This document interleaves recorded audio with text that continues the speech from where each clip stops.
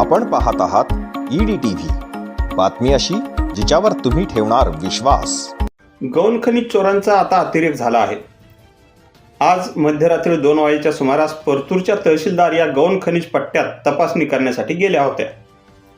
परतूर तालुक्यातील परतूर आंबा रस्त्याच्या बाजूलाच एका ठिकाणी त्यांना JCB आणि हायवामध्ये मुरुम भरताना काही जण दिसले। या मुरुम चोरांना प्रतिबंध करत असताना या गुंडांनी तहसीलदारांनाच मारहाण केली आहे। या प्रकरणी परतूर पोलीस ठाण्यामध्ये गुन्हाही दाखल करण्यात आला आहे।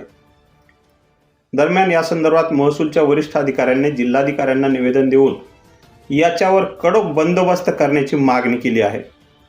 सविस्तर बातमी वाचण्यासाठी लॉग इन करा www.edtvjalna.com। 10वी नंतर पुढे काय? फक्त PFC क्लासेस।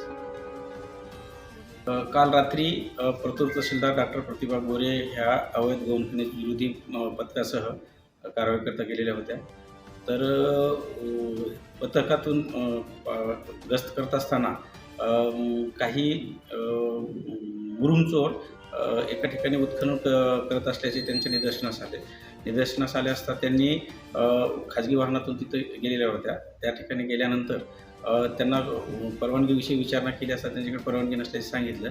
परत त्यांना जप्त करत असताना म्हणजे वाहन जो आहे ते जप्त करून कार्यालयात घेऊन जाण्याच्या वेळीच ती JCB आणि हायवा ही दोन्हीही त्या ठिकाणाहून पळून नेत असताना प्रतिभा गायकवाड आणि त्यांच्या टीमनं त्यांचा पाठलाग केला।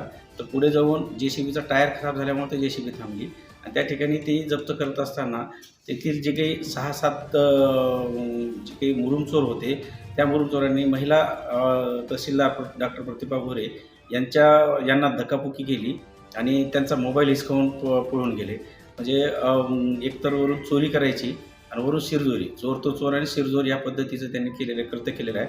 त्या अनुषंगानं महाराष्ट्र राज्य तहसीलदार व नायब तहसीलदार संघटनेचे निवेदन माननीय जिल्हाधिकाऱ्याला दिलेलं आहे। सदर घटनेचा आम्ही सर्वांनी निषेध व्यक्त केलेला आहे आणि तात्काळ त्या आरोपींना अटक करून कारवाई करण्याची मागणी केलेली आहे।